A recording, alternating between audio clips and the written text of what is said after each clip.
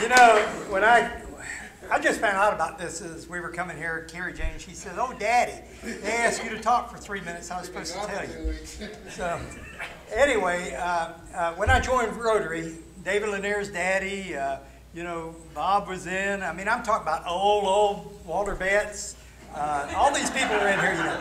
And this Jack Wagner, he proposed me for Rotary. He had this mobile home park out on North Lake Avenue.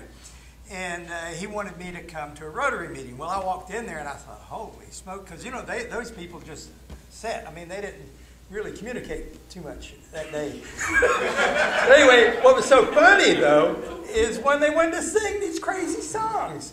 You know, these old guys trying to sing that song was funny. But Marvin Turner was the pianist, and I got a lot of enjoyment out of hearing her play the piano. She was tremendously good. And David Lanier, now I found out why you won't fill in. But anyway, we had it at Griffin's Restaurant, and you know, then we moved down to the Methodist Church. And I remember one time I used to eat a lot, but I used to work a lot too. But I know one time this Mrs. Martin used to cook fried chicken, and I ate 37 pieces of chicken at one time. And it was stacked, and they took a picture of it, and I still have that picture of the plate with all the bones. And then one time, you know, Dr. Masson was putting on a program, and he was talking about knee replacements and hip replacements. And he was talking about how they take a saw. Somebody says, get a hold of Stanley. They take a saw and they saw the bone in half. They take that out and then they stick and they drill a hole and then they screw this joint down in and everything, you know. And Stanley was sitting next to me.